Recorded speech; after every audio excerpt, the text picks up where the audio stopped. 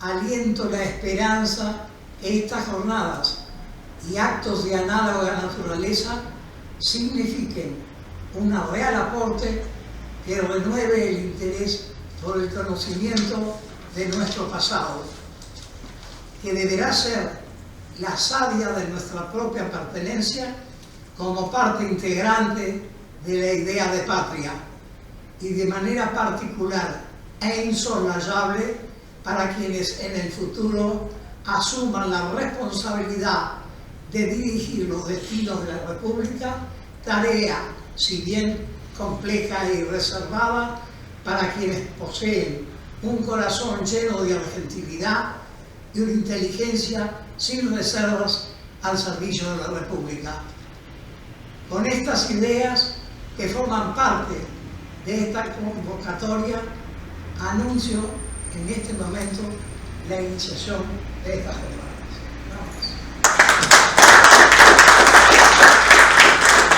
Este es el Orfeón Patricios, perteneciente al Regimiento de Infantería 1 Patricios, compuesto por oficiales, suboficiales y soldados voluntarios que se caracterizan por tener un talento particular en las voces, y este Orfeón, con un grupo reducido de coreutas, nació el año 2021 con el propósito de poder estar en celebraciones como estas, donde la banda no puede tener acceso por su orgánico, y de esta forma también poder afianzar la música militar castrense nuestra y recordar un poco las letras de nuestras marchas militares, que a veces quedan un poco atrás de las bandas, o a veces se reducen un poco sus interpretaciones. Es por ello que el objetivo del Orfeón Patricios es esto, ¿no? Es llevar la música a través del canto. En primer lugar vamos a hacer Saludo a la Bandera de Leopoldo Corredhead. Fue autor de la letra y música del Saludo a la Bandera, esa canción que hemos cantado desde la escuela primaria y que se inicia diciendo: Salve Argentina, bandera azul y blanca, nacido en Barcelona en 1862 y que halló entre nosotros una patria adoptiva. Se radicó en Buenos Aires en 1887 y ganó una plaza de profesor de música con concurso en el Consejo Nacional de Educación. También fue inspector de música de las escuelas de la capital federal. Saludo a la bandera.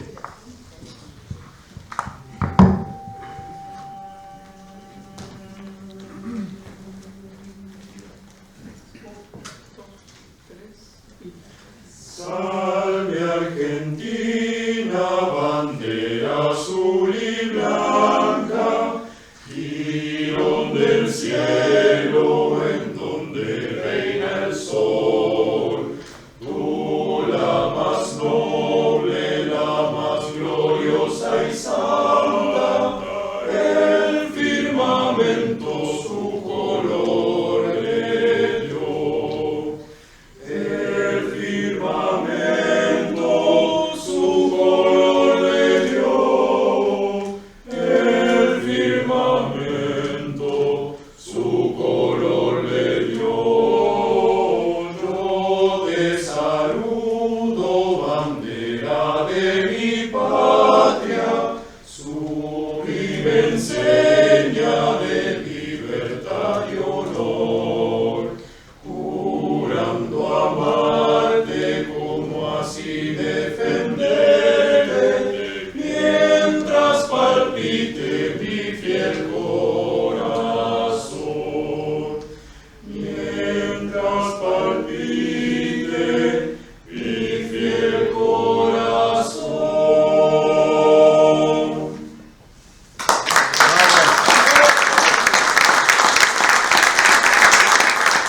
Voy a invitar al vicealmirante en retiro efectivo, Benito Rótolo, y al profesor y licenciado en Ciencias Políticas, José Enrique García Enciso, quienes nos van a hablar sobre la Armada. Por favor. El vicealmirante Benito Rótolo fue comandante de la aviación naval, secretario general naval y subjefe de la Armada, retirándose en enero del año 2011. Aviador naval, piloto de aviones de ataque, operando en portaaviones y desde bases aeronavales, integrando el grupo aeronaval embarcado de la flota de mar. Es licenciado en sistemas navales. Cursó distintos posgrados, doctorándose en ciencias políticas. Durante su carrera ocupó diferentes cargos y participó de varios programas de intercambio profesional con armadas de otros países. Participó activamente con la Marina de Brasil en las operaciones aeronavales realizadas con el portaaviones Minas Gerais. Por estas actividades recibió la condecoración Mérito Naval en el grado de Gran Oficial de la República Federativa de Brasil. Veterano de la Guerra de Malvinas, embarcado en el portaaviones 25 de marzo durante la campaña naval. Cumplió misiones de combate contra unidades británicas en el estrecho de San Carlos y participó en el hundimiento de la fragata Ark. Tiene la condecoración de honor al valor en combate. Por su parte, el profesor y licenciado en Ciencias Políticas José Enrique García Enciso fue senador durante 12 años, 4 años presidente del Senado y 3 años a cargo de la vicegobernación de la provincia de Corrientes. Ocupó altos cargos en el Partido Liberal de Corrientes. Es profesor universitario, investigador de temas históricos con varios libros de su autoría, miembro de la Academia Nacional de la Historia, asesor académico del Centro de Estudios e Investigación para la Dirigencia Agroindustrial y profesor en el mismo de la materia política. Respecto de Malvinas, fue especialista categoría 23, equivalente a subdirector nacional de la Subsecretaría de Relaciones Institucionales. Ocupó la Secretaría General de la Presidencia de la Nación desde octubre del 81 a diciembre de 1983. Estimados y distinguidos oradores, es su turno. Bueno, no sé si nos escuchan bien. Acá, ¿se escucha bien? Bueno, ¿por qué somos dos y por qué estamos acá hoy? En realidad nos conocemos no hace mucho. Lo que ocurre es que una vez que nos conocimos, empezamos a dar charlas sobre Malvinas hasta que concretamos nuestra historia en un libro que ahora se presentó en la Feria del Libro y que ya es de junio del año pasado, que se llama Malvinas 5 días decisivos.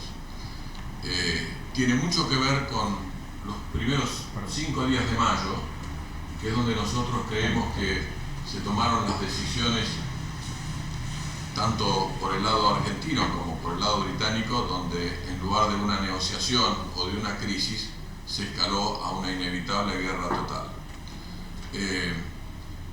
La verdad que vamos a tratar de ser breves, pero es difícil porque la historia es un poco más compleja. En realidad es una historia que tiene que ver más con lo político estratégico, y lo militar es lo que hace a lo que yo voy a contar, que es el desempeño de la flota de mar de la Armada Argentina, que también es un episodio poco conocido o desvirtuado en cuanto a su relato, tanto como lo que va después a abordar el José Enrique, que es el privilegio que él tuvo de estar los 74 días en la Casa de Gobierno al lado de la Junta, al lado de Galtieri, que es cómo se decidió o cómo se tenía ya la oportunidad de la paz con el presidente peruano, nada menos que el 2 de mayo. Bueno, cuando nosotros nos planteamos que la flota británica venía hacia el Atlántico Sur, cuando ya la decisión de retirarnos de las islas no se había tomado como era el plan original, nos dimos cuenta que los británicos venían para una recuperación militar. Por lo tanto, se empezó a ver en el ámbito de la flota de mar. Yo hablo de la flota de mar porque, si bien era aviador naval y volaba aviones A4, éramos del grupo aeronaval embarcado de la flota de mar, que tenía aviones antisubmarinos, helicópteros, y en esa oportunidad tenía 8 aviones A4Q, que era el brazo armado de la flota, ¿no? Los análisis que hicimos, sobre todo nosotros, es que esto era una guerra inevitable, más allá de todas las noticias que se nos daba que el resorte de la guerra estaba en nuestras manos, que nos retirábamos de las islas y eso ya no ocurría, pero cuando vimos los acontecimientos vimos que era todo muy difícil retirarse de las islas después de la explosión de la animosidad de la sociedad argentina con Malvinas, de muchos sectores políticos y públicos. Ya nadie avalaba una maniobra de ese tipo, por lo tanto había que defenderlas, y eso fue lo que ocurrió. En ese sentido había una especulación con las fuerzas que venían para enfrentarlas en cuanto a la flota que nosotros teníamos, no era la flota británica. Disputarles el mar era un poco difícil, pero sí tratar de hacerle algún daño. Difícil más que nada por la ventaja tremenda que tenía el submarino nuclear contra una flota de 20 nudos como teníamos nosotros, que si bien teníamos algunos buques nuevos como el Hércules y el Santísima Trinidad y de las 3 corbetas de origen francés, después teníamos buques como el portaaviones y el crucero que tenían 40 años y era una flota de 20 nudos, una velocidad que un submarino nuclear la doblaba en velocidad y además es un arma muy artera, muy efectiva, que no había sido probada, todavía en combate, como ocurrió después con el hundimiento del crucero Belgrano. Lo cierto es que las evaluaciones que se hacían a nivel del almirante Lombardo, que era el comandante de todo el Teatro de Operaciones Sur, es que le avisó a todo el mundo, a los generales en Malvinas y también aquí a la Junta, que la flota era imposible que pudiera contenerla, disputarle el dominio del mar a la flota británica, por esas dificultades tan grandes. Pero, no obstante ello, nosotros nos fuimos preparando, la flota empezó a operar ya en la primera semana de abril, después volvió nuevamente a salir por una semana de adiestramiento y ya el 28 de abril salió hacia un punto indeterminado del mar argentino. Digo mar argentino porque la plataforma nuestra tiene una profundidad no muy grande y es una gran protectora para los submarinos, y ya estando en ese lugar, el 30 de abril se nos avisa que hay una parte de la fuerza británica con un portaaviones que se está acercando a las islas y nosotros salimos a interceptarla. Quiero decir esto que a pesar de todas las consideraciones que se habían hecho, la orden fue esa y para nosotros fue una alegría, porque creo que no podíamos permanecer inermes ante esa situación más allá de la desventaja. Como ocurrió después durante todo el conflicto, cada uno estuvo feliz en el lugar que le tocó sin medir si uno tenía el mejor de los medios o no, y cada uno peleó, y esto lo puedo decir con mucha propiedad, con lo que tenía, con un gran valor, coraje y con mucho espíritu de entrega por la causa. Lo cierto es que nosotros empezamos esa aproximación en mar abierto hacia el norte de Malvinas. La flota estaba constituida por el portaaviones, los 2 destructores clase Sheffield, que eran el Hércules y el Santísima Trinidad, las 3 corbetas francesas, y más al sur, que estaba allá de custodio del sector sur, por las dudas, ingresara algún navío por esa zona, por el estrecho de Drake, estaba el crucero Belgrano con otros 2 destructores que también eran de la Segunda Guerra Mundial, el Husar y el Piedrabuena. Con una circunstancia muy particular, no tenía ninguna defensa aérea. Curiosamente, la única amenaza para un submarino que es letal y que no puede hacerle frente es el arma aérea. En ese caso nosotros teníamos una capacidad antisubmarina en el portaaviones, pero no la tenía el Belgrano. Pero el despliegue del Belgrano hacia el este fue una misión, yo diría secundaria, más bien una distracción táctica para ofrecerle 2 frentes a los británicos, mientras nosotros aproximábamos por el norte, que era la intención de lanzarles un ataque, ya sea con los aviones primero y después con los misiles de las corbetas francesas, que eran muy efectivas para la guerra misilística por su bajo francobordo. Aprovechando una debilidad tremenda que tenía la flota británica, que no tenía exploración, no tenía alarma temprana, solo tenía estos aviones Harrier para la defensa aérea y además no eran aviones para arriesgarlos en un ataque. Así que nosotros nos fuimos confiados, teníamos esa ventaja, teníamos la iniciativa y la sorpresa, solo teníamos que lograr poder llegar a una distancia de combate sin que antes nos intercepten los submarinos. Después se supo que tanto el Conqueror como el Spartan y el Splendid, los 3 submarinos tenían la orden dada desde Londres de hundir al portaaviones desde el 30 de abril. Así que eso fue algo que después nos enteramos.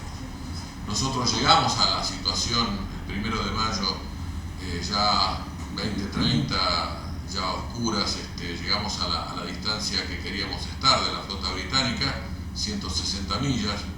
No había riesgo porque los Harrier daban 140 millas de alcance, pero no pensábamos que lo iban a usar para atacarnos. Y ya en ese momento, como no se atacaba nocturno, se empezó a preparar para hacer el ataque final el día 2 de mayo al amanecer y ver si podíamos lograr lo que tantas veces explicó el almirante Woodward en su libro Los 100 días, que si a él le dañaban un portaaviones tenía que regresar, porque ya era imposible sostener, no iban a poder proteger a sus fuerzas de los 90 aviones de combate que había en la costa argentina, contemplando los aviones navales y también los aviones de la Fuerza Aérea, ¿no? Que estaban distribuidos en Julián, en Gallegos y en Río Grande. Y en Comodoro Rivadavia, donde estaban los Canberra también. Bueno, lo que sí sucedió que promediando las 12, digamos, pasando hacia la madrugada del 2 de mayo, lanzamos dos aviones tracker, uno a distinto horario para tener la disposición de la fuerza para hacer el ataque al otro día, regresando a la 1:30 más o menos, y allí en un vuelo muy riesgoso, que lo contamos acá como fue, allí se supo de una aproximación de un avión Harrier que se acercó a la fuerza nuestra para ver si nos detectaba, y nos detectó, y fue también interceptado por los radares de los destructores nuestros, ya listos a lanzarles este misil de gran alcance que era el SIDAR, y ahí se fue. Con lo cual estimamos que allí ellos supieron que estábamos en esa posición y que algo tenían que hacer. Por lo tanto, no veíamos la hora de esperar la madrugada para hacer el ataque, nos manteníamos a esa distancia y nada del lado de ellos sucedió. Así que lo que sí estaba sucediendo es que estábamos metidos en una zona de alta presión en el medio del Atlántico, con muy poco viento, necesitábamos por lo menos 15 nudos para lanzar los aviones con todo el combustible y todas las bombas, y finalmente, promediando a las 3, 4 de la mañana, el almirante Alara, que era el comandante de la flota, habla con Lombardo y le explica que va a tener que suspender transitoriamente el ataque al amanecer, correrlo para más adelante, porque esa ausencia de viento nos ponía en dificultad. De todos modos, la iniciativa la teníamos nosotros, y de los británicos no teníamos ninguna señal de que quisieran atacarnos.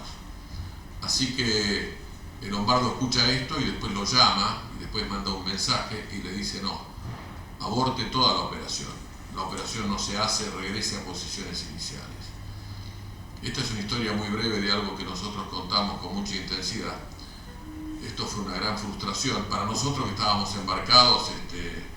La flota estaba funcionando muy bien, como un reloj, todo andaba bien a pesar de las dificultades que teníamos. Habrá sido por la fuerza mental de cada uno que quería tener las cosas en orden. El temor de lo que puede ser una batalla naval fue cambiando de a poquito al temor de no fallar. Ustedes saben que en un buque es todo un equipo que no está a la vista, y cada uno tiene una función, y donde está, trabaja. Tenemos portaaviones, teníamos 7 cubiertas, desde la quilla hasta arriba teníamos 12. Era todo un equipo de 1.300 personas que todo tenía que andar muy bien para que un avión se lanzara y que después lograra algún resultado. Bueno, esto fue algo muy duro para nosotros. Todos creíamos que debíamos haber hecho esa batalla, era cuestión de seguir avanzando hacia la flota británica y pasar ese centro de alta presión. De hecho, hay muchos comentarios que por el viento no se hizo el ataque. Eso no es así. Por el viento se suspendió transitoriamente, pero el ataque ya viento había al mediodía del 2 de mayo, a las 2 de la tarde había viento suficiente, pero la orden de ataque se había retirado, y eso fue una gran incógnita que quedó sin resolver durante casi 40 años, hasta que yo conocí a José Enrique, donde él puede explicar el porqué de estas decisiones. Para nosotros fue muy frustrante porque, primero, habíamos llegado a ese lugar sin que los submarinos nos detectaran, y teníamos la iniciativa y teníamos mucha posibilidad de dañar a este portaaviones, porque ellos no tenían forma de defenderse.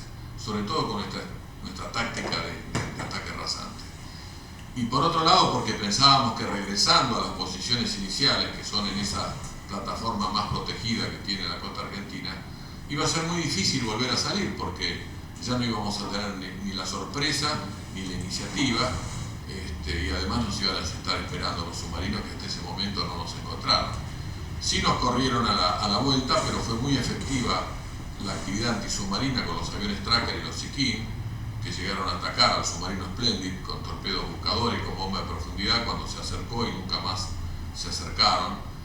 Y eso fue como el desquite, ¿no? La Segunda Guerra. No pudimos hacer el primer ataque, pero la parte antisubmarina funcionó muy bien.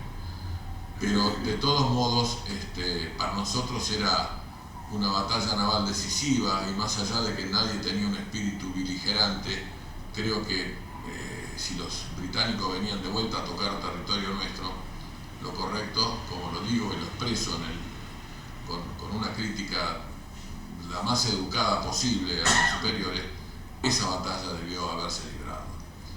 Las razones estaban, y también estaba algo que se dio durante todo el conflicto. Una señora Thatcher, que manejó la guerra casi como una persona sola, como si fuera un país, yo diría, dictatorial. Ella quería recuperar militarmente las Islas Malvinas y esperaba que no le falláramos, que no nos fuéramos, porque quería eso. Y la Junta, que soñaba con una posibilidad de negociación, porque la racionalidad no daba de que íbamos a ir a una guerra por una cosa así. Así que esa actitud permanente, esa diferencia de alguien que viene a una guerra y otro que quiere evitarla, fue la que nos llevó a tomar decisiones, como se ha contado acá, como veo en todos los relatos, donde después nuestra gente tuvo que pelear en otras circunstancias, no habiendo aprovechado oportunidades, no habiéndose posicionado correctamente, no habiendo recibido todo el material. De todos modos, el 2 de mayo ocurre lo del crucero Belgrano, que nos sorprendió muchísimo, pero bueno, era lo que estaba previsto. Volvíamos de una iniciativa de ataque, y el 4 de... y nadie a bordo pensó otra cosa como la que va a contar ahora José Enrique, y el 4 de mayo se dio la otra sorpresa tecnológica, que fue el avión superestandar con el misil, con el hundimiento del Sheffield, y ahí evidentemente empezó lo que fue la guerra inevitable, ¿no? La Armada siguió trabajando no con la flota, sino con otros buques y con sus aviones. Los aviones superestandar después hundieron el Atlantic Conveyor, atacaron el Invencible. En el caso de nuestra unidad, desembarcamos y nos fuimos a Río Grande y tuvimos nuestro bautismo de fuego el 21 de mayo, cuando atacamos la fragata Arden, que se hundió ese día, que también fue atacada por 2 misiones de la Fuerza Aérea. Y el 23 de mayo también con la Antelope, otro blanco que se compartió con la Fuerza Aérea, porque fueron 2 bombas que quedaron dentro del buque y no se sabe cuál, desarmándola, quebró el buque por la mitad, que fue el Antelope. Lo cierto es que no importa tanto el resultado, sino acá lo que se midió mucho es la entrega que hubo a nivel de los pilotos, de la gente que después se supo que combatió en tierra, porque al principio no podían hablar, pero gracias a los británicos pudimos rescatar los heroísmos que hubo en las islas, combatiendo con una desigualdad tremenda. Y todo esto forma parte de la idea de esta charla, ¿no? Renovar un poco la gesta de Malvinas, dejar de lado las causas políticas, pero sí el sentimiento de todo el pueblo argentino se vio absolutamente materializado en la gente que le tocó combatir, y que muchos quisieron ir y no pudieron. Es decir, había un sentimiento claro, que hasta los británicos se sorprendieron cuando ellos a veces venían, la gran mayoría venía hacia el sur sin saber para qué venían, ni sabían que las Malvinas eran de una pertenencia que ellos reclaman, porque en realidad no eran de ellos.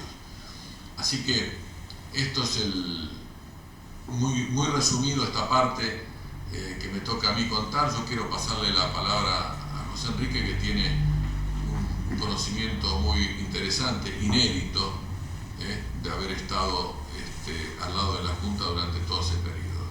Bueno, muchas gracias.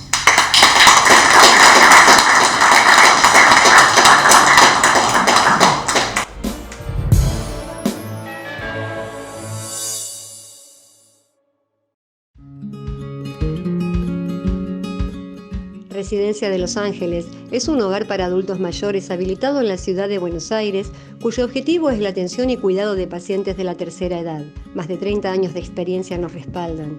Trabajamos con dedicación para cuidar a nuestros abuelos y así ofrecerles la felicidad y comodidad que ellos merecen. Estamos en el barrio Villarreal, pasaje Francisco Bauzá 2372, casi esquina Tinogasta. Comuníquese con María al 11 61 70 45 38. Los esperamos.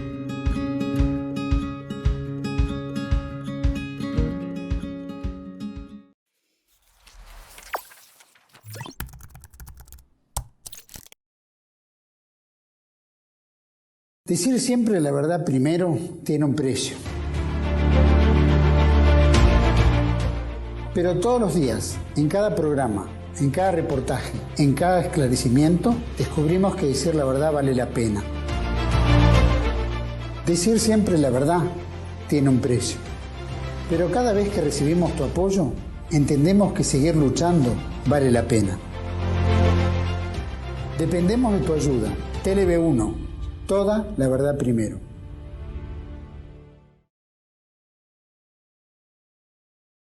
Bienvenidos a CEPA, Centro de Estudios del Pensamiento Americano.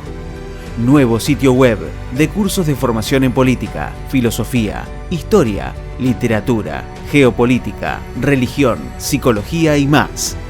Cursos de formación que reflejan el verdadero pensamiento americano.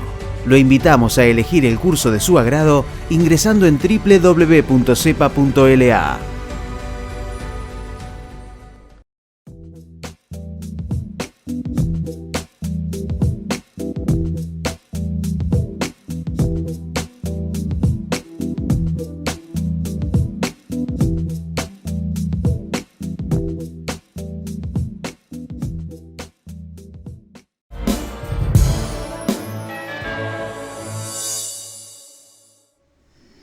Bueno, muy buenas tardes a todos. Es además de un gusto, un honor estar acá compartiendo este foro que trata de traer desde aquellos 40 años que han pasado, tal vez tan rápidamente y a la vez tan lentamente, porque durante mucho tiempo, como dijo el almirante Rótolo, hubo un proceso en el cual esto fue como que se quiso dejar atrás, en vez de analizar y ver qué es lo que había sucedido realmente, para extraer todas las enseñanzas que se puedan. ¿Cuál es la historia que voy a contar yo, que brinda el contexto de lo que dijo Benito? Es una historia que tiene los siguientes puntos. Primero, cómo y por qué yo en agosto de 1981 termino en un grupo especial que tenía como finalidad hacer análisis del tema Malvinas, voy a explicar enseguida por qué, y que estaba situado en Secretaría General de Presidencia de la Nación, al lado del despacho del general Galtieri, frente a la sala de situación, que fue donde se negoció todo lo que, bueno, se negoció con Hay y en otros momentos más también se realizaron ahí las reuniones más trascendentes. El estar ahí me permitió a mí tener un puesto de visión muy importante y por eso se cuenta todo en el libro, no porque yo haya estado, sino porque fue una posibilidad enormemente importante de ver el proceso de toma de decisiones y por qué se tomó ese tipo de decisiones. La primera parte llega hasta el año diciembre del 81, donde se completa un análisis del punto de vista británico, porque a mí me pidieron que vaya, yo estaba en Corrientes, porque necesitaban a alguien que haga todo el análisis del punto de vista británico y que conociera lo suficiente Gran Bretaña como para razonar como un inglés. Yo había estado pupilo en un colegio de origen británico, digamos, había hecho la escuela secundaria británica también, entonces consideraban que estaba preparado para ese tema. Entonces la primera parte es agosto, diciembre del 81, se analiza lo que está viniendo desde Gran Bretaña como insumo para ver qué estaba pasando. Enero del 82 nace la decisión de tratar de hacer un plan B de alternativa si para el mes de agosto-septiembre de 1982 los británicos habían seguido con su posición de no considerar en absoluto el tema soberanía y de avanzar con ciertas medidas que posiblemente se iban a tomar cuando se cumplieran 150 años de la toma de Malvinas. El tercer punto es por qué sucede lo del 2 de abril en forma absolutamente inesperada para nosotros. No, y esto lo puedo demostrar, no para los británicos, en absoluto. El cuarto punto es cómo nosotros llegamos al 1 y 2 de mayo. Bueno, el cuarto punto en realidad es la propuesta de Haig y por qué se rechaza. Nunca se rechazó, en realidad, ¿por qué no se contesta afirmativamente? Se manda una carta pidiendo un poco de tiempo para revisarla. El día martes 28 de abril de 1982. Cuando alguien dice se rechazó la propuesta de Haig, no es verdad. Está la carta que lo demuestra. No la rechazamos nunca. Pedimos aclaraciones y les voy a explicar por qué. Después viene el 2 de mayo, el 1 de mayo de la noche en realidad, día en el cual entra una propuesta del presidente Belaúnde Terry que cubría esencialmente todos los propósitos políticos argentinos y se acepta. Está acá también en el libro, están los documentos que prueban la aceptación. Queda fijado para el domingo 2 de mayo a las 7 de la tarde de la Argentina el anuncio, pero el presidente Belaúnde se apura a anunciar que la paz ya se ha firmado el día domingo 2 de mayo a las 5 de la tarde. Acá está el correspondiente despacho de Associated Press, donde dice el presidente Belaúnde anunció, acá está el despacho, este es de Associated Press, donde dice el presidente Belaúnde anunció que se firmará la paz a las 5 de la tarde, hora de Lima. Quedamos muy choqueados todos cuando llega la noticia del hundimiento del Belgrano. Igual estaba el propósito de aceptar, pero el almirante Araya a las 2 de la mañana plantea un temor, y es que aparezca la aceptación de la propuesta de paz como una especie de rendición por el hecho del hundimiento del buque y pide que se postergue un poco la noticia. Y así sucede. Y después no volvió la oportunidad, digamos, de poder negociar, porque cuando nosotros insistimos en que habíamos aceptado, los británicos cambiaron los términos de la negociación. Siempre cambiar los términos de la negociación era introducir la autodeterminación. Si nosotros aceptábamos esa palabra, perdíamos todo lo que se había logrado a lo largo de la historia, porque aceptar la autodeterminación de los isleños es decir que nosotros no tenemos ningún derecho, que el derecho lo tienen ellos. Eso es inaceptable y eso pasó también con la propuesta de Haig. Pero, como digo, hasta ahí todos un poco choqueados, la guerra seguía.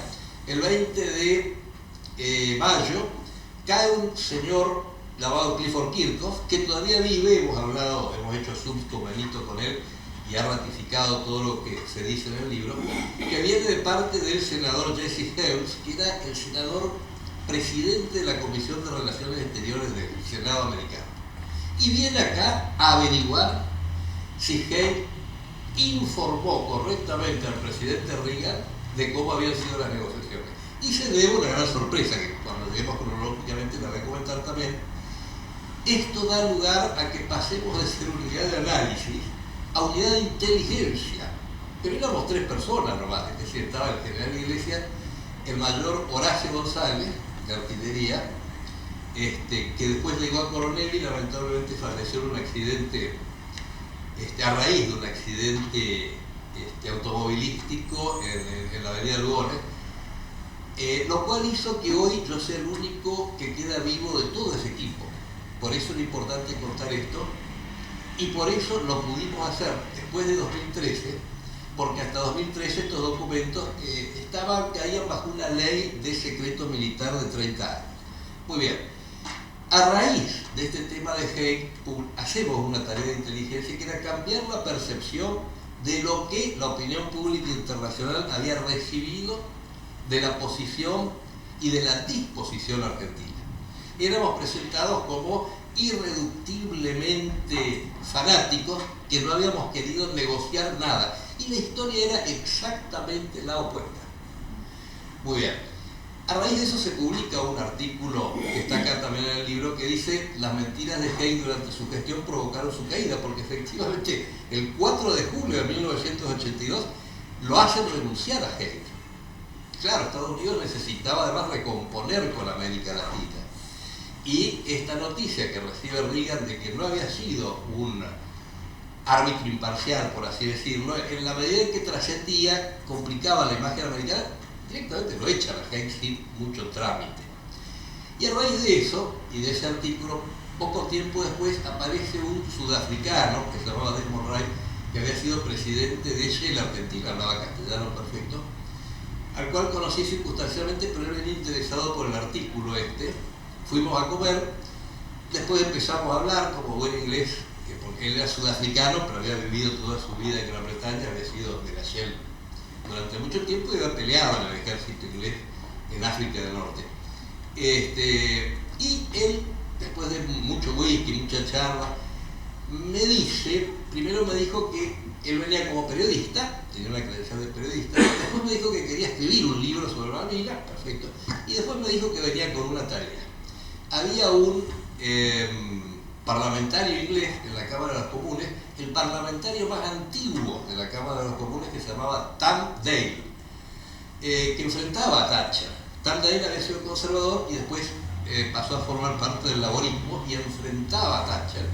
Y Tam Daly desconfiaba de todo el tema del Belgrano, pero necesitaba pruebas. Él había visto en Gran Bretaña, la había interpelado, inclusive me trajo un libro de Tam Daly que se llama One Man's Falkland, donde él interpela a Thatcher y sostiene que Thatcher buscó la guerra y que inclusive la buscó antes del 2 de abril. Él presenta sus argumentos, pero Tam Daly necesitaba saber la verdad desde el punto de vista argentino para poder llevar adelante la investigación, y porque él además estaba dispuesto a hacerle juicio político, allá se llama moción de censura a Margaret Thatcher, que aclaro, llegó a tener 188 votos, necesitaba 228. 188 votos tuvo. Muy bien, entonces al otro día yo voy de nuevo a mi jefe, al mayor González, y le digo que debíamos recibirlo y darle información. Y por suerte, yo tuve la suerte de tener muy buenos jefes, me dice sí, una vez que se explica toda la maniobra. Y así empieza a ir, de una manera que también voy a explicar después, empieza a ir todo el flujo de información durante un año y medio a Londres, vía Holanda, porque teníamos que buscar la forma de que no lo interceptaran los británicos, que de eso saben mucho. Entonces hicimos todo un mecanismo por el cual salía de Buenos Aires a Holanda, en Holanda la recibía el hermano de una persona que trabajaba acá en una empresa petrolera que se llamaba Brida. Ahí el hermano la sacaba de un sobre y la ponía en otro y la mandaba desde Holanda para Gran Bretaña, nunca la interceptaron. Y después en el libro está también un reclamo que le hacen a Tam Daly, donde dicen, ¿usted le cree más a la inteligencia argentina que a la inteligencia británica? Y él dice que sí. Bueno, ¿qué pasa? Le habíamos mandado todos elementos absolutamente verdaderos, porque en inteligencia es fundamental no perder la credibilidad. Si uno envía fake news, corre un riesgo enorme, porque ahí se acaba la relación. Si uno envía material que realmente es bueno, y con Tam pactamos que él lo publicara primero en los diarios para ver si había respuestas del gobierno inglés. Si era mentira, iban a salir a decir esto no es cierto. Bueno, y así llegamos hasta el momento en que Tam Daly presentó su pedido de juicio político. Antes escribió otro libro que se llama Thatcher Torpedo, que es impresionante. Ahí está toda la prueba que él arma contra Thatcher, porque además él y Michael Foot van hasta Perú a preguntarle al presidente Belaúnde si lo que decíamos nosotros era cierto, y Belaúnde le dice sí. Le habíamos mandado inclusive a Tam Daly la copia de las conversaciones telefónicas de Galtieri y Belaúnde, se la muestran a Belaúnde y dice sí, esto es totalmente cierto. Y no prosperó el pedido de moción de censura, estuvo cerca de prosperar. Y finalmente esto terminó en un libro muy importante de defensa de la Argentina que se llama El hundimiento del Belgrano, The Sinking of the Belgrano, de Desmond Rice y Tam Daly y Arthur Gapson, donde Arthur se va a Washington para reconstruir el 2 de mayo, está un mes y medio en Washington, reconstruye hora por hora el 2 de mayo, se van a Lima Paul Foot y también reconstruyen hora por hora el 2 de mayo. Nosotros lo reconstruimos desde acá y además TAM averigua con ciertos servicios en Gran Bretaña lo que había pasado en Gran Bretaña y al final la prueba es muy grande, muy grande, de que la decisión de un día del verano es una decisión política. Ahora, dicho esto, que es la esencia del libro, vuelvo muy rápidamente al principio y después voy terminando. Primer punto, cuando empieza la tarea esta de inteligencia, que a mí en realidad me contacta el doctor Arias Peregrano porque yo he estudiado en la UCA Ciencia Política, él me llama, me pide que venga acá, ahí me contacta un coronel Fichera, Antonino Fichera, y él me dice, estamos formando esto y lo convocamos a usted. Le dije, bueno, ¿y cuándo tengo que decidir? Ahora. Le dije, bueno, muy bien, cargué toda mi familia, yo tenía 2 hijos, ya cargué todo y me vine un fin de semana con todos los barcos, los muebles, en 3 viajes acá a Buenos Aires y empezamos el lunes. Aclaro que en el equipo estaba yo para hacer toda la parte británica, estaba un periodista, Fernando Lascano, que después hizo una carrera importante como en la parte empresarial, estaba Luis González Valcarce, que era hijo de un coronel que estaba en Cancillería para ciertos temas, inclusive de vinculación con algunos Kelper que habían venido acá, en fin, estaba una socióloga que se llamaba Nelly Seiner, que hacía un análisis sociológico del estado de ánimo y todo eso. Muy bien, primera parte entonces lo que decíamos, yo tenía que ponerme en inglés. Bueno, era por una buena causa, así que lo hice. Toda la documentación británica, todo lo que había en Cancillería, hubo que leerlo y sacar una conclusión. Además hubo que ver todo lo que había preocupado al canciller Camillón, que fue el que pidió esta vía, o el que sugirió una vía alternativa de análisis. Cancillería tenía la suya, pero Galtieri habló con él y bueno, al final Camillón le dijo, ¿por qué no forma su pequeña unidad de análisis? Muy bien. ¿Qué conclusión se saca de la lectura de todos los documentos ingleses? Tiene una posición coherente desde el principio, desde antes de 1833, yo me atrevería a decir desde 1763, que es cuando atacan Colonia con el Clio, con el Lord Clive, una fragata que está hundida frente a Colonia y son rechazados. El motivo era que las Malvinas eran un punto importante del tráfico oceánico. Gran Bretaña se define como nación insular comercial. Por eso, desde el siglo XVIII y sobre todo en el siglo XIX, controla todos los pasos marítimos. Singapur, Gibraltar, Canal de Suez, lo que uno quiera, buscar donde hay un tráfico marítimo, ahí cerca hay una base. Que hoy todavía está en el libro blanco inglés esa pretensión. Muy bien, primera conclusión entonces, el tema, los ingleses lo ven, los británicos, como un problema geopolítico y nosotros como un problema geográfico. Nosotros decimos, es nuestra integridad territorial. ¿Qué lo dicen? Es nuestra necesidad de tener bases en todo el mundo. Muy bien. Segundo, ¿por qué decíamos nosotros que no había posibilidad de que Gran Bretaña ofreciera la soberanía de las islas? Y que eso era una posición que había mantenido desde el comienzo mismo de su posesión ininterrumpida de Malvinas. Ustedes saben que pone una base en 1766, que esa es desalojada por el rey de España, se van en 1771 después de un acuerdo, apenas dejan una placa ahí, pero en 1833 toman las Malvinas. ¿Por qué las toman?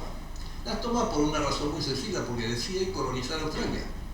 Y si uno quiere ir a Australia desde Londres, dando la vuelta por el Cabo de Hornos que también lo habían tomado en 1806, o sea, cuando yo digo que controlan todos los puntos de tráfico, está el Cabo de Hornos, está la India, habían tomado en 1806 el Cabo de Hornos, pero ir desde Londres hasta Australia, por el Cabo de Hornos, por la India, por el Estrecho de Malaca, por lo que ahora es Indonesia, era un viaje terriblemente largo. Si iban por acá, era 3 veces menor, pero necesitaban una base.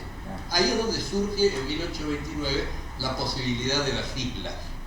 Y ahí es donde se va llevando adelante este plan y finalmente se toma en enero de 1833.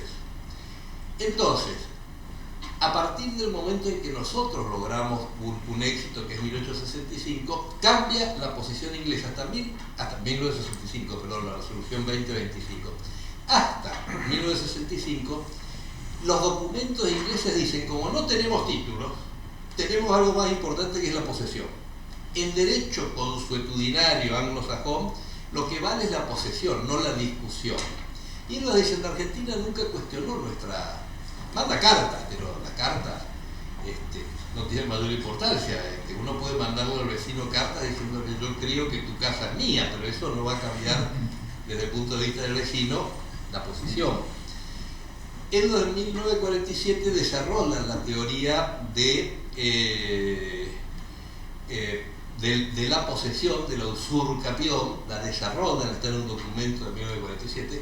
Cuando viene 1965 aparece el tema de que Naciones Unidas acepta que hay un problema de soberanía. Los primeros 6 meses están desconcertados, después introducen el tema de que si nosotros nos fijábamos en el artículo 53 de la Carta de Naciones Unidas, ellos se van a fijar en el 74, que dice que Naciones Unidas defiende la autodeterminación de los pueblos. Entonces había que imaginar esto de que los que vivían en las Malvinas son un pueblo, lo cual no entra en la definición de autodefinición porque son población implantada de origen británico que simplemente fue a trabajar para los patrones de la isla, que eran la Falkland Island Company. Pero desarrollan esa posición. Después viene un periodo largo en el cual mucha gente cree en la Argentina que nos ofrecieron alguna vez la soberanía. Es falso. Es falso. Porque cuando ofrecieron, y ellos dicen, reconocen que es para ganar tiempo, cuando ofrecieron la soberanía, el leasing, no la soberanía, la posición de un leaseback de 50 a 100 años. Esto sucede 2 veces en 1968, bueno, empieza en 1968, sucede concretamente en 1974 y sucede en 1979. En los 3 casos, lo diría, la Argentina acepta, y cuando nosotros aceptamos dicen que no es posible. ¿Qué sucedía? Había tal vez sectores del gobierno inglés, fundamentalmente vinculados al laborismo, que entendían que podía haber una negociación. Pero, había una conjunción de enormes poderes dentro del gobierno británico también, que no estaban dispuestos a entregar las islas por varios motivos. Estaba, por un lado, la cuestión estratégica, que las Fuerzas Armadas hoy la siguen defendiendo. Estaba el tema de la Falkland Island Company, que tiene un lobby de presión que hasta el día de hoy existe, que es poderosísimo, porque han trabajado a todos los legisladores de los 2 partidos. Y bueno, para no hacer largo, la historia sigue y se ve que cada vez que nosotros aceptamos la posibilidad de un leaseback, hubo algún motivo para que se rechace. Y en 1981, que es cuando llegamos a esta situación, vienen varias noticias muy preocupantes, que eso fue lo que tomó Camillón.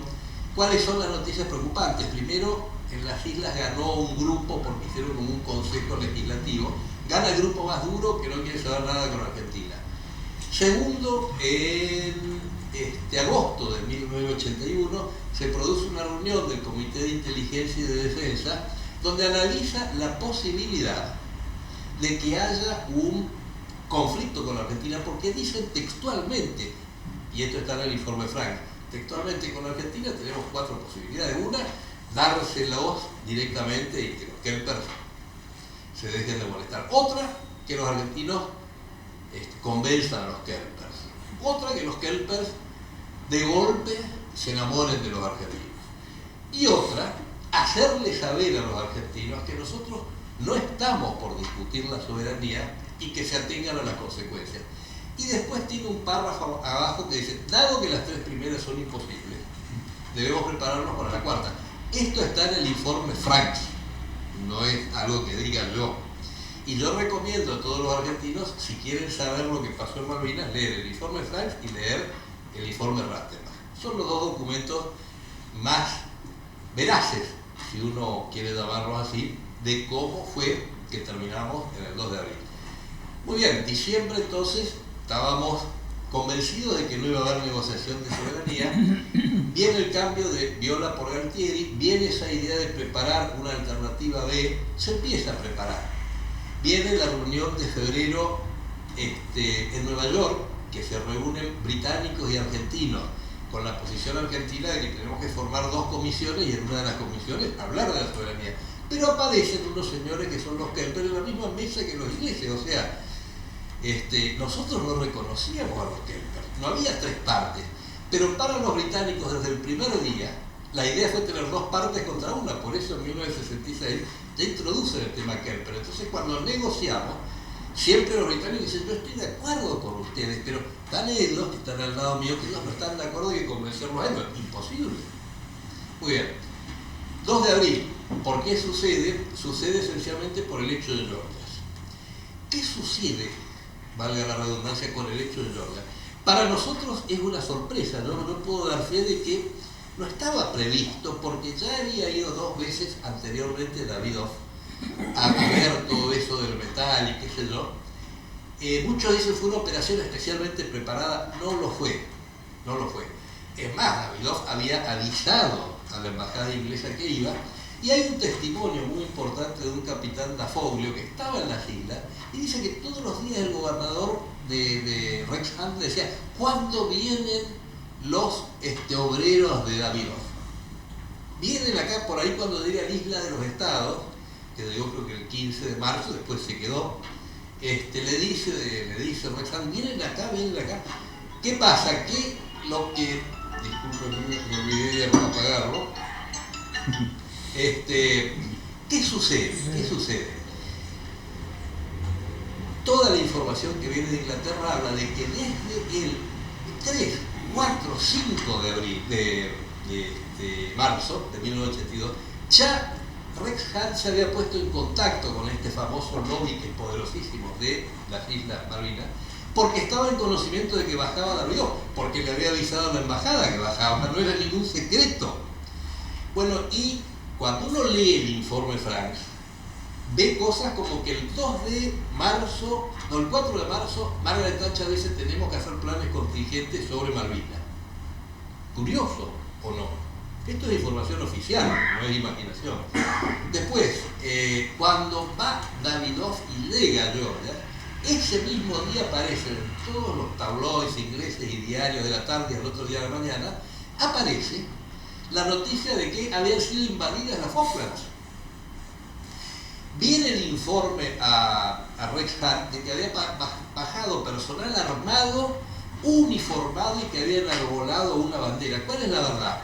Que uno de los operarios ciegos en un muelle puso una banderita y que otro llevaba un rifle 22 y mató un reno e invitó a los ingleses que estaban del British Antarctic Survey a comer el reno. Pero hay otra curiosidad, todo febrero había habido personal argentino ahí. Poca cantidad, pero había estado ya, es decir, ya habían convivido y no había pasado nada. De golpe, con esto de Davidoff, se arma una enorme crisis en 4 días. Y se produce el hecho de que se anuncia de que se mandan navíos y submarinos, esto ya es el 26 de marzo, que sale un submarino de Gibraltar para acá. Bueno, finalmente la Junta, ante el hecho concreto de que Rex Hunt había montado una operación para apresar a los argentinos, llevarlos por la fuerza a Puerto Argentino, por Sale, y obligarlos a avisar los pasaportes, no la tarjeta blanca, lo cual implicaba un retroceso total también en toda la situación. Por ahí se toma la decisión del desembarco.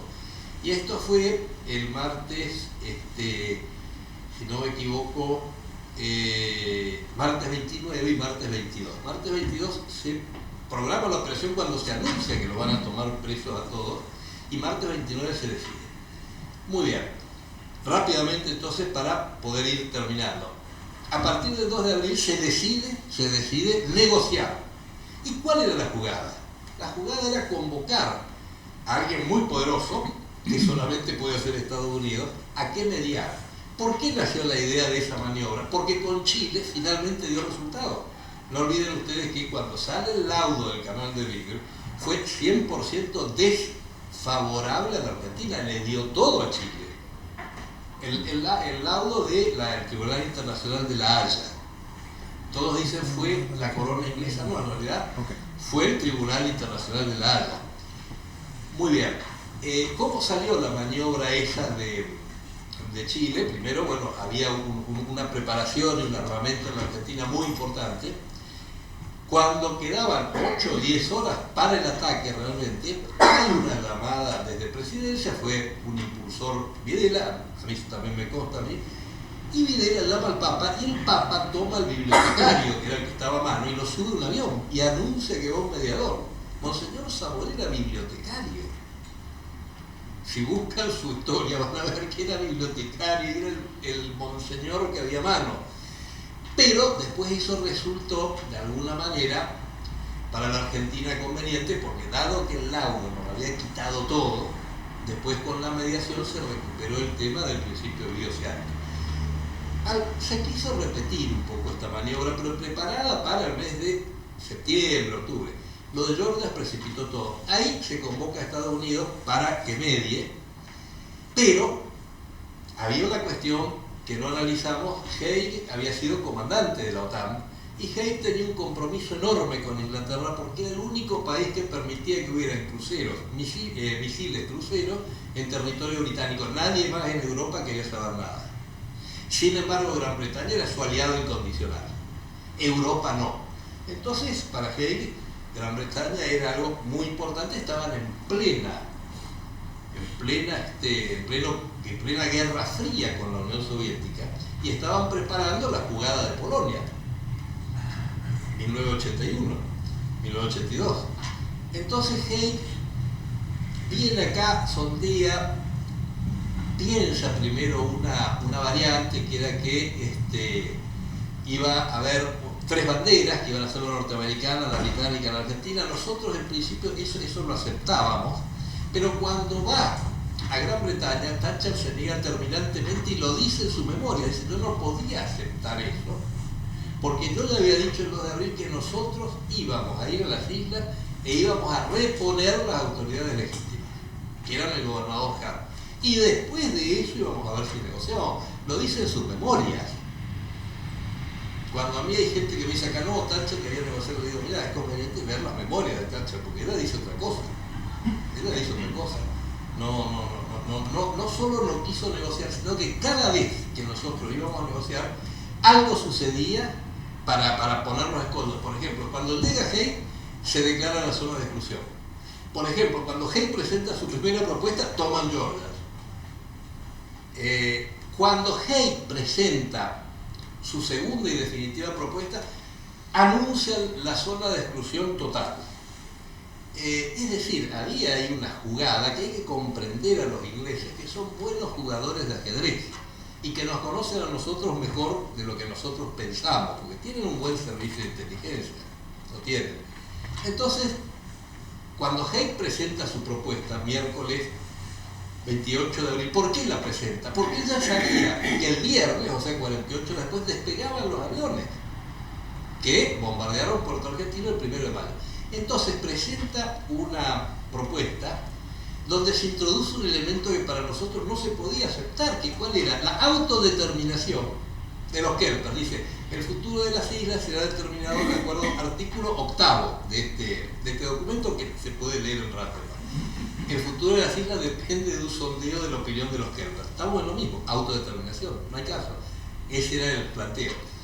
Muy bien. Esa noche Haig va al Senado y dice: mire, yo quiero pedirle al Senado que saque una declaración diciendo que Estados Unidos apoya a Gran Bretaña, porque traté de negociar con los argentinos y nunca conseguí ni que me den un papel. Es un grupo de gente cerrada que no me trató bien y que nunca hubo posibilidad de negociar. Esto lo dice. Bueno, nosotros pedimos tiempo para analizar ese papel de Haig. Él dijo que lo habíamos rechazado y al otro día atacan los ingleses. Perfecto. ¿Qué pasa el 1 de mayo ante el ataque inglés? Ante el ataque inglés se produce una enorme reacción en América Latina y al mismo Haig lo llaman 7 presidentes de América Latina y dicen: mira, Haig está loco, está muy bien acompañar a Inglaterra, digamos, a Gran Bretaña, porque el uso de la fuerza no debe ser avalado, pero esto que han hecho de bombardear y causar 30 y pico de muertos y no sé, como 40 heridos, no recuerdo exactamente ahora la cantidad de bajas. Esto es una barbaridad, y ahí Haig se preocupa, y se preocupa más cuando recibe el ministro de Relaciones Exteriores inglés, que se llamaba Pym, que le dice, y esto está comprobado por Arthur Gapson, que Thatcher estaba loca, que había decidido que esto era una guerra total, y que no había ninguna posibilidad de negociar. Por eso Pym y Haig, los dos, el 1 de mayo, plantean esta propuesta de paz del Perú, la toma Belaúnde, la acomoda a nuestras ideas sacando el tema de la autodeterminación, y el 1 de mayo a las 10 de la noche hablan primero con Costa Méndez y a las 12:20 hablan con Galtieri. ¿Y qué le pide? ¿Qué le pide el presidente Belaúnde a Galtieri? Por favor, que no haya hecho de guerra. Necesitamos una tregua, que no haya ningún hecho bélico para que esto pueda prosperar y aprobarse. Y Galtieri le dice que sí. Y estamos hablando de la 1:20 de la mañana. La orden llega a las 2, si no me equivoco, a las 2 menos cuarto, vuelve a posiciones iniciales, nada más, sin mayor explicación. Ahí es lo que llega a Lara. ¿Qué pasa después? Todo el día 2 de mayo se negocia el tema de dos palabras que eran claves, porque Belaúnde dice, no, Haig me dice que hay que poner la palabra deseos de los isleños, y nosotros decimos, no se puede, porque deseos es la autodeterminación. Al final se logra una fórmula que dice deseos sobre aspiraciones o deseos sobre intereses. Y esa fórmula se acepta porque para los ingleses, bueno, la interpretan no sé cómo, como ellos quieren, redactada en inglés, podía querer decir una cosa, pero para nosotros estaba bien. Y entonces aceptamos la propuesta, y acá está de puño y letra de Galtieri la propuesta de aceptación para una conversación telefónica que él corrige, y ahí dice el documento, aceptamos la propuesta de los terceros, y él pone en principio porque había que hacer una reunión de la Junta a las 7 de la tarde, pero no había problema. Por eso Belaúnde anuncia que la paz se firmó. La paz ya está firmada, dice él. Había una ceremonia. Todo esto lo averiguó Tamdale en Lima. Ahí le dice Belaúnde, había una ceremonia en el Palacio Pizarro y habíamos hecho 2 carpetas de cuero rojo para darle a cada embajador. Perfecto. Pasa esto, como les decía, 20 días después cae el representante norteamericano Clifford Kirkhope, nos dice que Haig mintió. Ahí pasamos a hacer un grupo de inteligencia, si se quiere. ¿Por qué? Porque éramos conscientes de que todo el mundo pensaba otra cosa. Y ahí empieza esa tarea. Bueno, a Clifford Kirkhope se le dio toda la documentación, que era súper secreta, lo cual no se podía hacer, pero se hizo. Y él pudo anotar a mano todo eso. Después vino la etapa con Tamdale, que fue 1 año y medio de trabajo, de enviarle a Tamdale parlamentario inglés, porque Inglaterra no es homogénea, hay de todo, en el laborismo hay gente que nos acompaña. Y así surgió lo que les conté del libro de Tamdale, que se llama Thatcher Torpedo, y la posibilidad que estuvo cerca de la moción de censura a Thatcher. ¿Por qué cuento esto? Porque nosotros no debemos olvidarnos de dos cosas. Primero, en Gran Bretaña tenemos gente que podría ser aliada hoy. Inclusive porque, si bien Tamdale ya murió, queda George Fulke, que era su amigo. Eso tenemos que trabajarlo porque no se está trabajando. Y segundo, si bien Gran Bretaña nunca dijo que va a negociar la soberanía, y en el contexto actual no lo está por hacer, pero el mundo puede cambiar en el futuro, hay un problema con la Argentina, y es que hay que analizar muy bien qué es lo que conviene hacer. Una es la posición bien dura, bueno, que hay ahora de las sanciones a las empresas, etcétera, etcétera. Otra, no sé si no habría que pensar, porque los ingleses pelean en el terreno psicológico y de imagen. No sé si la Argentina no debería hacer algunas propuestas que sean rechazadas por los isleños. Por ejemplo, decirles, ¿quieren volar? Hagamos una empresa conjunta, digamos, mitad argentina, mitad, porque ahí estaríamos compartiendo algo. Pensar algún tipo de iniciativa que rompa este empantanamiento, porque mientras tanto los ingleses les fueron dando, cada vez que negocian con nosotros, y con esto voy a terminar, cuando negocian Madrid 1 y Madrid 2, le dan la Constitución de 1987 a los isleños. Cuando negocian con Menem, le dan la nueva Constitución de 1998, que cada vez le van dando más autonomía y autodeterminación a los isleños. cuando después, cuando el gobierno de Kirchner, que viene una situación así de tensión, le dan el referéndum del año 2012, si no me equivoco, a los isleños, donde votan el 106%, 110, no sé cuántos votan a favor de seguir siendo ingleses. Entonces, y ahora últimamente con los Fornador y Duncan, se produce este episodio tan extraño de Duncan presentando su memoria diciendo que el representante argentino estaba borracho, lo cual es inconcebible que se diga, pero ¿por qué se dice? ¿Por qué se dice? Porque causó un impacto que hizo que, bueno, que tenga muchas consecuencias. Por lo tanto, esto que cuento es, y habría mucho más para contar porque habría que hablar de cómo era Galtieri. A mí me dicen que Galtieri era una persona que tomaba mucho, es falso. Yo lo vi durante muchísimo tiempo y a la tarde, cuando terminaba todo, se tomaba un whisky o tal vez, como mucho, 2 whisky que era un hielo así de grande y encima un poco de whisky. Anaya era un hombre muy sobrio, lapidoso también. Yo creo, no dudo de que eran personas patriotas, a lo mejor la improvisación, hay muchas cosas que se pueden criticar. Publicamos en la revista Casus Belli un artículo con Benito donde hablamos de los errores que cometió la Argentina desde el punto de vista de Clausewitz. Pero bueno, lo fundamental, todo este análisis sirve para aprender, para saber la verdad, porque a nosotros mismos acá adentro nos han engañado, y eso lo veo yo, que me cuentan cosas que yo viví, que yo sé que son falsas. Ahora, ¿por qué? Porque hay una cuestión política y porque la Argentina está en muchas cosas dividida. Todos estamos de acuerdo en que las Malvinas son argentinas, pero de ahí para adelante hay muchas divisiones, en enfoque, en análisis, lo que fuera. Todo esto sirve para ir uniéndonos. Y segundo, bueno, yo siempre sigo pensando, ¿qué más podríamos hacer, sabiendo que no va a haber un hecho bélico, porque eso lo dice la Constitución? ¿Qué más podríamos hacer para ir desempantanando esta cuestión, que fue lo que se buscó también en 1982? El tiempo por ahora corre a favor de ellos, pero uno nunca sabe cuál será el escenario dentro de 10 o 15 años. Por lo tanto, yo creo que nosotros deberíamos hacer una campaña, además importante en Gran Bretaña, porque vuelvo a repetir, hay mucha gente en Gran Bretaña que no ve con antipatía a la Argentina y que cree que a lo mejor es un tema de colonialismo. Lo mismo pasa en Estados Unidos.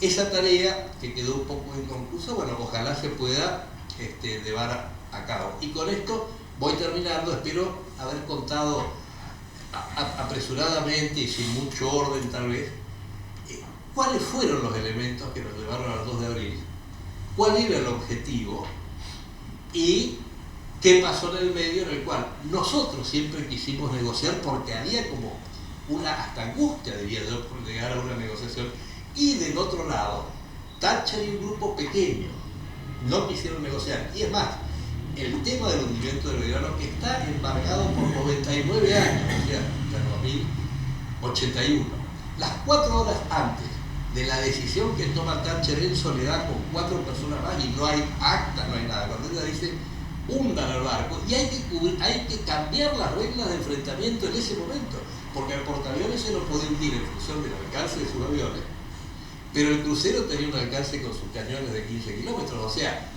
no había ningún riesgo para la flota inglesa.